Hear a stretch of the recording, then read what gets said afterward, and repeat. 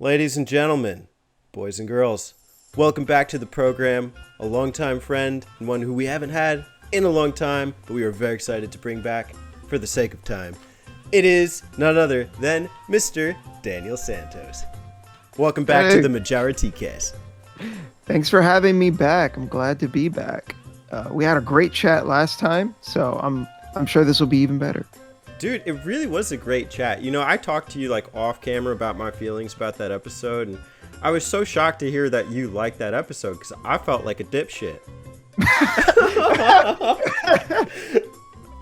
No, I thought it was great. I think you're just putting yourself down too much. Like it was a lot of fun, and that's why I'm back. If I genuinely thought it sucked, I wouldn't be back. I would have made an excuse. I would have been like, "Oh no, I've got to see the dentist or something." Speaking of which, I should probably go see a dentist myself. But I don't want to harp on, picking points with my own content. So I wanted to ask you a fun question. I do the same, so don't worry about it. It is a really good episode, though. I thought, even though I was kind of maybe a bit of a rookie with like doing the podcasting thing, you brought some really great insights, and I did really appreciate you for being kind of supportive with me, knowing that there were areas I could have done better with like me feeling that way. So, hey, I'm happy to help. You know, if it means being like a cheerleader and be like, yeah, man, you could do it. You know, it's all good. So I want to talk to you first with a fun question. I think it's fun. You can let me know if it's not, and I'll just scrap it. I'll be sure to give you my hot take. Okay. All right, let's do the hot take. We recently played a gem of a game in Shadow of the Colossus. Yes. If you could pick one of the 16 Colossi to keep, either as a miniature or as like a personal guardian, which would it be and why? Probably Avion. Why is that? Avion is fucking cool. Avion's one of my favorites. I think that's like the moment in the game when playing it where everything kind of clicks and you're just like, holy shit, this game is amazing. So I have a lot of like nostalgia with Avion. And again, Avion's design is just fucking cool. Like he's this fucking bird colossus. You know, he's chilling, doing his thing, and then you coming in this little like pool area, and he's just like, "I'm not about that, fam."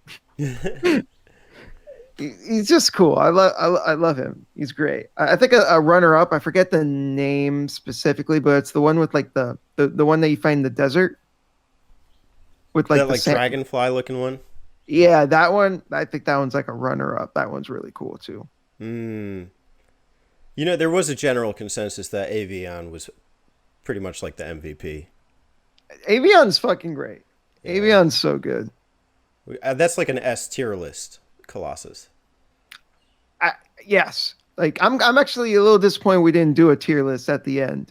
But if we did, Avion would definitely be an S tier for sure. Next time you come back, we'll do that. Maybe we could do it today. I don't know. No, we'll do it. Maybe. We'll do it on the numbers. For me, what would I pick as my miniature Colossus? I don't know. Probably this number 3, the sword wielder. Oh, yeah, that dude. Not because he was cool. Like the best Colossus, but I think just in terms of like figure, he really does feel like a knight and like a warrior. Kind of matching of the main character's personality. Yeah, he's another one with a very distinctive design. You could tell who he is by his silhouette. He's like, yep, it's that motherfucker. And the whole process of getting up to him too, it's a well-told event. Like the music is eerie, and you know you're approaching something vast. And this guy is a behemoth among Colossus, which is no small feat. Yeah, and the way that you get to him is really interesting too. Like the way to get on his body, because you're kind of just expecting, you just jump on him, you climb up, but no, it's not that simple. You really gotta think about it, and you gotta be clever, and you have to really examine your environment in a way that that makes that fight really memorable. I still vividly remember the first time I fought him, and I was just like, what do I do? How do I get up on him? Like I remember trying to climb on his little feet, and I'm just like, what do I gotta do? So that's a really memorable one, and the design is still like really distinctive and cool. So I totally see that. Great transitioning point too. You know, the first two Colossi are like teaching you the game still. Three is Hmm. when it's like, okay, we mean business. Yeah, yeah, and the other two as well. Um, they feel a little more like yeah, like you said, like this is when we mean business because the other two feel more basic. It's like, oh, okay, you stab this guy in the leg and then you can get to the top, no big deal. Okay, the other one you shoot his feet and then you can get to the top, no big deal. But this guy's like, no, this is, I guess the third one is like the rite of passage. It's like this is when the game wants to make sure, like, are you in it for the long haul? Same. Yeah, I feel that way. A runner up for me would probably be, I forget the names of the things, but like one of those Hmm. Guardian Colossi. Oh, one of the smaller ones. Yeah, Oh yeah, those are cool, especially the one in the city. yeah. That one, I love fighting that one. That one's great. I don't know if I'd be able to distinguish the two if I saw them outside of their arenas. Is there, Mm. are they like the same design? No, they're not the same design. I can tell you that for a fact. But I don't think like I think if I saw pictures of them, I think I probably could tell you. Okay, that one is the one in the city, and the other one is the one you have to use fire to scare. Hmm. I played the game so many times, so I do I I have an idea of what they look like. Got you, got you. Okay, I don't, so you could fool me. Let's talk a little bit about before we get into the meat and potatoes. I do love meat and Mhm. potatoes, but Same. we're gonna warm up with a little appetizer here. One question I think that keeps coming up just over the years is the importance of storytelling in video games, and also the idea of narrative. Yeah, How important is narrative to you in video games? very. Um, so I would go as far as to say that for me, it's like half and half. Um, there are some games where if the gameplay isn't super good or the storytelling isn't super good, I can forgive it if the other side compensates for it. But like, you know, I I care a lot about a good story. Like I could play a game where there's hardly any gameplay, and if the story is good enough, then I'm fine. Like I've played some walking simulators where literally all you do is walk, you move forward, maybe examine a note or two or something, and there's no real gameplay to speak of. And there's some of my favorite experiences. I made a video about one called The Beginner's Guide. I Yeah. really, really, really love that one. And again, there's like hardly any actual gameplay in it. You're just walking around 9 times out of 10. And I was not bothered at all. Like I thoroughly enjoyed it and thought that it was a really meaningful experience because of the content and substance of the writing and the storytelling. I remember your video on that. And by the way, listeners at home, you should go check out Daniel Santos' analytical editorials and his video catalog. He has quite the video essay content. Thank And you. Beginner's Guide was a great one. I think that was the one where it was like an insight into the developer's mind and his experience. Am I remembering that correctly? It was something like that. So the way that game works is it's very meta textual because um, you're kind of led to believe that the creator of the game, his name is Davey Reedon, who also made the Stanley Parable. Um, he's a character within the Beginner's Guide, but he presents himself as the same person. Like he calls himself Davey Reedon in it, even though the events of the story in the game are fictitious. And in the end, it is kind of like a this meta commentary of sorts on the creation process and the intent that creators imbue into their work and how other people interpret their work. It's very interesting in that regard. Hmm. So the storytelling in that game would be more explicit than kind of like where you have to kind of interpret it on your own. I'd say it's a little bit of both. I would say that there is a lot that you can get.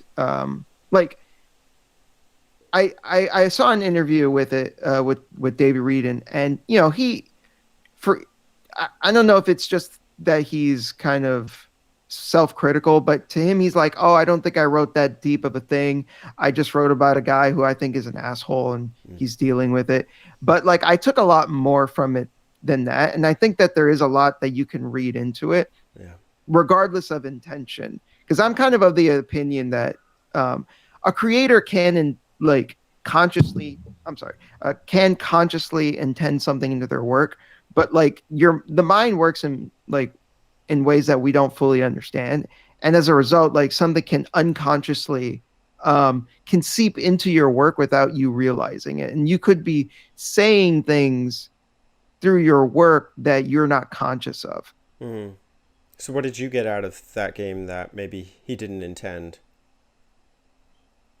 It's hard for me to say for sure what he did and didn't intend, but I related it. I related to it a lot as a content creator. That's Mm. something I go over a lot in the video where um, I related to both Davey Reed and Coda. Coda is a character in the game where we're led to believe that Coda created all these games that you're playing through, and he was kind of like this eccentric creator. And Davey was saying that all of his games meant something and that they related to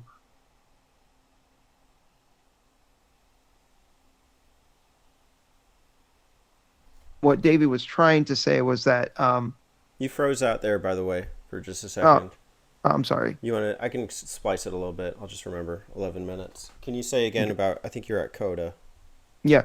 So I think what Davey was trying to say through Coda was that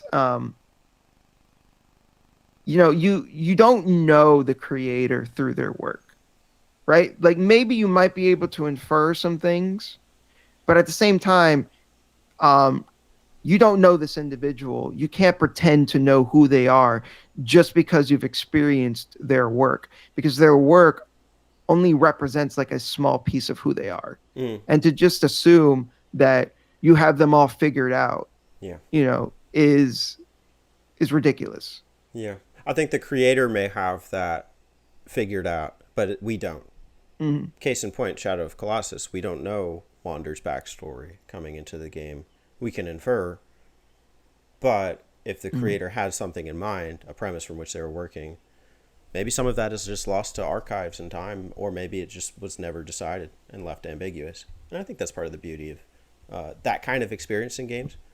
I don't know if it always needs to be the case with storytelling, this degree of No, ambiguity, but when it's done right, it can be appreciated. no, yeah, and I think that's one of the great things about storytelling in general is that we have different types of stories that have different approaches. You know, um, I remember this episode of Futurama where I think the main character Fry was trying to write some story, and he's not a great writer, so he just has the characters like spout their feelings, and then the devil robot or whatever says like you can't just have characters say how they're feeling. That Mm-hmm. makes me angry. And like it's things like that that make you realize like there are no rules in storytelling. Mm. It's you know like because that episode in general was kind of like a commentary on the nature of writing. Yeah. um so yeah, like there is no one approach that fits all. Mm-hmm. Like it's just a matter of what story you're trying to tell, and doing what you think makes the most sense for it. So we primarily, as video game players, are consumers of stories, but I think in our own respects as content creators, we do tell our own stories. Do you feel that there's a story that you tell? And if so, what um would it be? I believe there is, but I don't know what it is. Uh, um Because for me, when I release content, I see it as me expressing myself, and I'm trying to get my ideas out. Mm, Um, I've kind of realized that my content is kind of like in two different categories, and maybe a combination of the two. In that there are some that I think are just it's just pure analysis, like the Silent Hill 4 video I released not that long ago. I'd say that's pure analysis. But then something like the beginner's guide is a little bit more personal.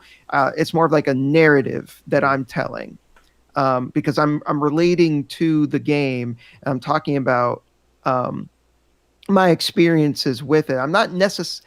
I would say that there were elements of analysis in it, but the primary objective of the video was more so like conveying my experiences, so that the audience can then relate to me and mm. what I went through. Yeah. And people like that. Like people latch on to that. I personally latch on to that when it becomes more tangible, and I think this relates to video games too.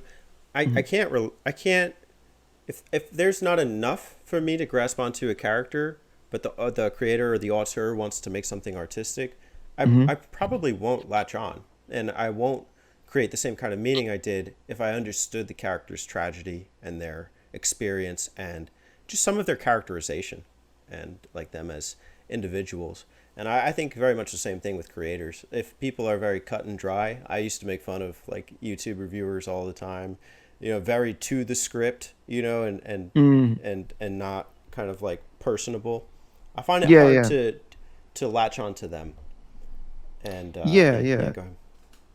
No, yeah, I see. Yeah, there are certain creators. I don't want to name any names, Sure. obviously, but no, yeah, I definitely see what you're saying. Um, but at the same time, to in defense of those people, um, even though you may not be able to relate to them, other people will, Mm, because at the end of the day, um, there is an audience for different types of content for different types of people. sure. And yeah, I mean, it may not work for you, but it works for someone else, so it has its place. Yeah, of course. And I mean, from a business perspective, of course, to just subtract yourself from it, it can benefit you because then you let go of a whole emotional side that comes with things like your work being critiqued or um, like maybe just lack of engagement with the thing. I think if you Hmm. can come at something like content creation or even game creation from that more objective standpoint, you can put out more and you can get more done. So I think there's lessons to be learned from both sides. There's probably a happy medium, but I think it falls on the individual to figure out what's right for them. Yeah, I'm not really personally. I'm not super interested in trying to write anything like 100% objective or anything like that. I Yeah. find that boring. Yeah. Um, I don't. I'm not going to say that there's no value in it. I think that's taking a step too far. But I personally don't get much out of it, and I'd rather. I get more out of like trying to find and derive the meaning out of something, which is a much more subjective affair. But I feel that for again for me, I feel that there's just so much more I can get out of when I see people like pouring their hearts out, talking about their experiences. And I saw this video by Maria. I think her username is Eurothug 4000 on YouTube, and she has a video on Silent Hill 3 specifically, and she talks about how she related to that game as a woman playing as a woman in the game, and how there were certain like experiences in the game that mirrored her own. Like there's like a subway level in the game, and it reminded her of whenever she took the subway and kind of like the fears and anxieties that she went through. Like Yeah. I get so much out of that, Mm. rather than someone like, I don't know, nitpicking that like a texture is off or some shit. Like I don't care. This scene Like, features the main character, who is also a female. She rides the subway in this level. The gameplay could have been a little better and more precise, like Gears of War 2, but no, yeah, yeah. Like what's the I point? yeah, exactly. Like I get so much more out of Maria's video. Now, I do like those critiques have their place. And I used to do that, but like I felt I moved away from it because um, I just don't get as much out of it anymore. Moved away Um, from. from like the long form critique type of stuff. Um, like I'm technically still doing one on Tales of Hysteria, mostly because I promised I'd do it. Mm, Um, and I'm still intending to finish it, but if I'm being like totally honest, like I'm like kind of disengaged from it just because like it's not the type of content I like doing anymore, but at the same time, I'm a man of my word, so I'm gonna finish it. there you go. Stay true to your word, and that relates back to your vision and kind of just even though maybe the story that you tell is like still not defined. I think you're still Hmm. working towards it, and I think that's awesome. What kind of I content do you like making? um well to what you just Sure, said, sure. I think we're all works in progress. Yeah, And I think we should stay that way because that means we're always working to improve. yeah, 100%. But yeah, the content I like to make is I like to derive meaning out of stuff. So like with with Silent Hill 4 especially, since I just released that one, um, that's a game that gets a lot of shit because it's not as good as Silent Hills 1 through 3. And as a result, people have been making the same talking points about it for fucking years. Just constantly, it's just people complaining about, like, yes, the second half of the game turns into an escort mission. It sucks. I get it. Yes, it's you have to redo the same levels. It sucks. I get it. But like, I never really hear anyone talk about like, well, what is the game trying to say? What meaning can you derive from the game? So I wanted to kind of like push back against the criticism, not necessarily invalidate it because those are valid criticisms of the game, but I just wanted to push back in the sense that like there is more to talk about. Like, this is such an interesting game that does a lot of cool stuff. That's and it's not getting any love. And I felt like this is something that you know that deserves that attention. It's a noble mission, the I creator's tried. pursuit, I and tried. yeah, absolutely. I think to find the love and the purpose is really important of what you do. For me, I think what I've tried to think about is for some reason on this platform, I feel like so many people have told me things like, you can't, or what's the point? Why should you do this? You Mm. know, 1,000 other people have done this. There's such a pessimism around video gaming content creation in the large scheme. And I think like a story that I want to tell is that you should. You should Yeah. tell your story. And you should own it because it's always going to be your story. It can not be anyone else's because we all have our own unique stories to tell.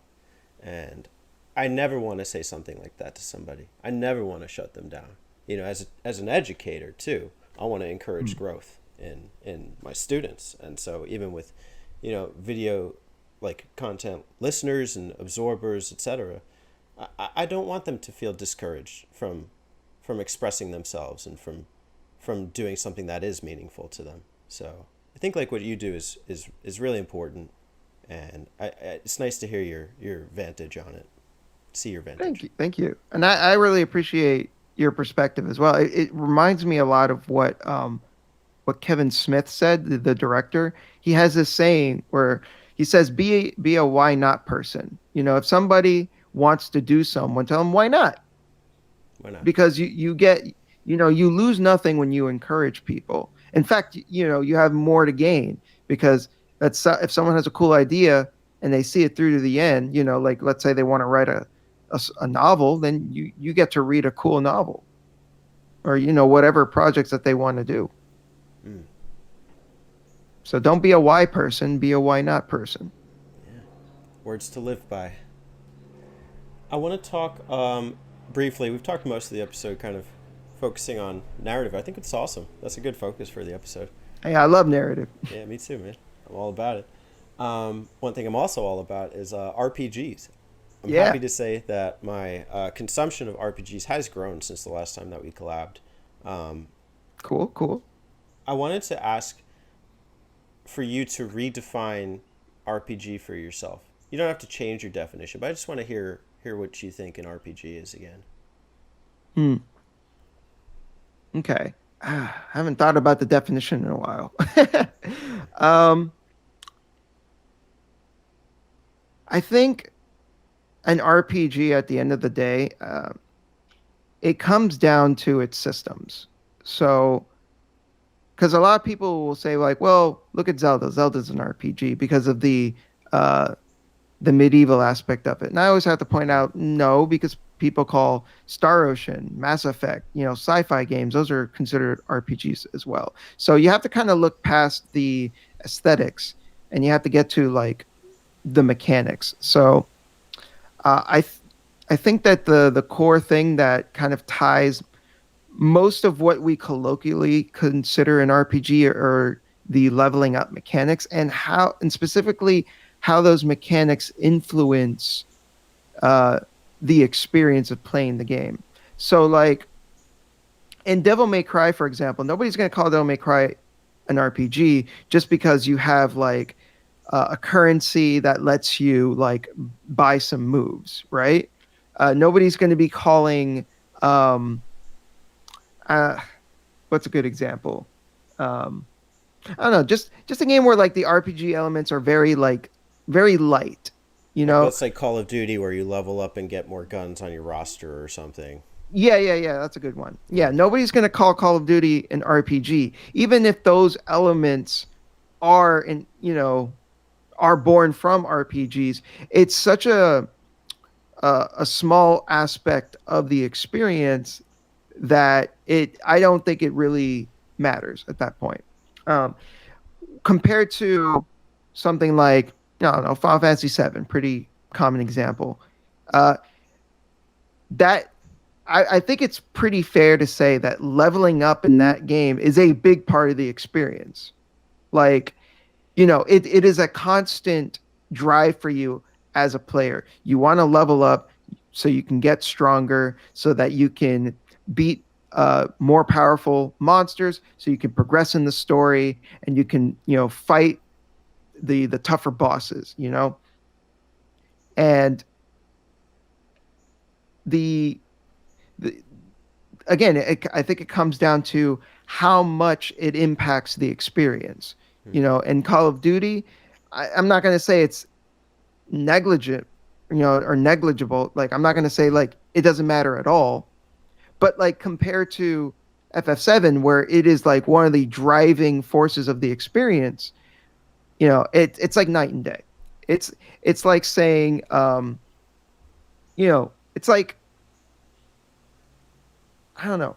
Can I I'm trying to just? come. I don't know if I want Go to ahead. call this pushback, but it's more of a clarifying question. Okay, So, what's up? wouldn't games that then give you enhancements be considered a form of leveling up? For instance, let's say Banjo. Well, okay, you're saying so it's a main proportion of the like your experience. Wouldn't Metroid be of that same vein, where you need the energy canisters and the weapon upgrades in order to advance further in the game?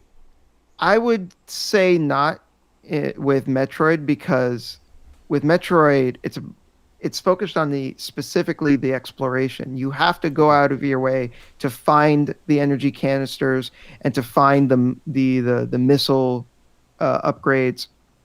While in an RPG, you in order to get stronger, you have to fight. You have to Mm-hmm. gain experience points. You have to level up. Okay. I think the method is important because video games primarily the genres are defined by how you play the games. A Yeah. first person shooter and a third person shooter may both be shooters, but the camera perspective vastly changes how you play the game. And since we're talking about in terms of, yes, how you play the game, I think the same should apply to RPGs. That makes a lot of sense. They're called platformers because that's what you do in the game. It's the focus of the game. Right. And so the focus of the role playing game is on building your role. Yeah, building your characters and Mm-hmm. I think I think calling them RPGs is slightly a misnomer. I think that's more so a carryover from tabletop because those are tabletop RPGs are called that because people can act out their roles. You know, they're like they create their own characters, they create their own backstories and stuff. And while you can technically do that in a video game if you wanted to, it's not something that's reflected in the play experience. So like if you're playing Dungeons and Dragons and you decide to create a character that's obsessed with killing goblins for whatever reason, Right. that's something that if you're playing with other people, that's something they can comment on, and it becomes a part of the game. And they're going to be like, "Hey, dude, what's your deal? Why are you killing all these goblins Mm. only? Like, what is your problem?" But that's not some like. Let's say you do that in Skyrim. Yeah. That's not something Skyrim the game is going to acknowledge. It's just something that you can do, and it's something that you can impose into the game, but it's not something that becomes a part of the experience because it's not being um, reflected in the game itself. Does Skyrim not acknowledge it in its limited, although existent, character creation model? Um, to a certain extent, You I don't mean, build the character's biography, but if you want a magic wielder or a warrior, and this goes for any game, I mean, you could throw like Dragon Warrior 3 in there for that matter. But uh, sure. But the point I'm trying to mm, make is more so that the level of role playing that you can do in Dungeons and Dragons is so astronomically beyond what video games are capable yes. of. Like there's no comparison. It's Okay. like comparing a bodybuilder to a toddler in that I, case. It's yeah. I understand that like Dungeons and Dragons is the progenitor, primordial example of role playing game. What would you say, if you can think of one, would be a more accurate phrasing, whether it's used or not, doesn't matter, for the term that defines our understanding of RPGs in the modern day? I don't know. I mean, I think people have been trying to come up with like a decent term, but we've just kind of settled with RPG. And, you know, I don't know. I remember one person said, call them lugs, level up games. And Mm. I mean, that doesn't really roll off the tongue, Yeah, yeah. but it kind of gets across the same, you know, it is closer to what an RPG is. Yeah. That makes sense. I would start using that phrase. Not lugs, like the abbreviation, but level up game sounds cool. It's like, hey, you So, want to play some lugs? hey guys, I'm here to talk about this new level up game, Persona 6. What a good lug. Love it. Yeah, AKA, I lug it. I lug it. I lug Yeah. it. Yeah. You know what? That now I love it. Now I Awesome. lug it. Now you like it. Beautiful. Um, okay. I think that's probably good for the RPG cast. Oh, RPG cast. That's the Oh term. man. Just We're just yeah, bam, bam. The wheels are yeah. turning. This was solid today. I have really enjoyed having you, Daniel. Thank you for coming on. I'm looking forward to getting you back on. We can have more thought-provoking discussions in the future. Cool. Thanks for having me, dude. Absolutely. And ladies and gentlemen, you know where to check him out. Check him out. The content speaks for itself. Thank you. All right. We'll call it there. See ya. Thanks, Daniel. Bye.